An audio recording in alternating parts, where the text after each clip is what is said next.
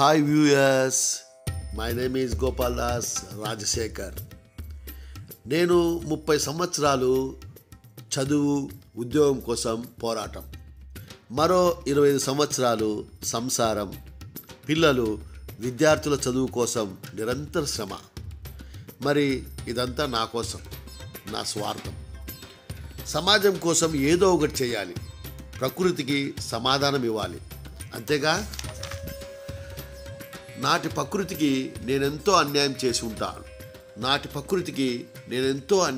ఉంటాను. ఆగండి, నేనేం చెట్లు కొట్టలేదు, ఆలోచించండి. కానీ నా కోసం ప్రభుత్వం చేసిందిగా నా కోసం. అవును కదా, మంచి రోడ్ల కోసం వేల చెట్లను నరికింది, నా కోసమేగా. ఉద్యోగాలు కల్పించడం కోసం, ఫ్యాక్టరీలు నిర్మాణం కోసం వేల చెట్లను నరికింది, నా కోసమేగా.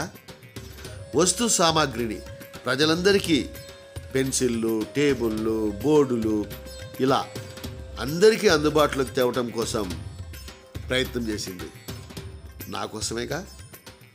భవనాల నిర్మాణంలో వాకిళ్ళు, కిటికీల కోసం చెట్లను నరికింది, నా కోసమేగా.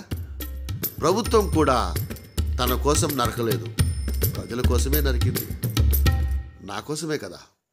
అందుకే కోటీశ్వరులైన మీరు కూడా నాలా గ్రామాల్లో ఖాళీ భూములు లక్షల ఎకరాలు ఉన్నాయి. రండి, మీ వంతుగా మీరు చెట్లు నాటి నీటి వసతి కల్పించి గ్రామీణులకు ఉపాధి కల్పించండి. భూకంపాలు, భూతాపాలు, వరదలు, అతివృష్టి, అనావృష్టి ఇలా అన్నిటినీ ఎదుర్కొనేలా ప్రకృతిని తయారు చేద్దాం.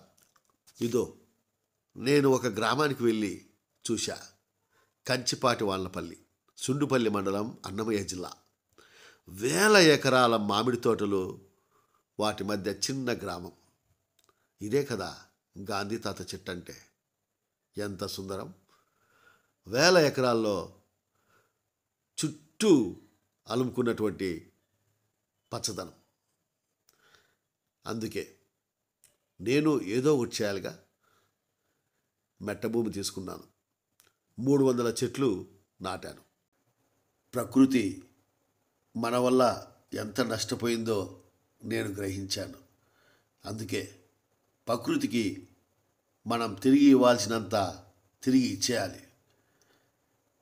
ఎంత ఇచ్చినా ప్రకృతి రుణాన్ని మనం తీర్చుకోలేం.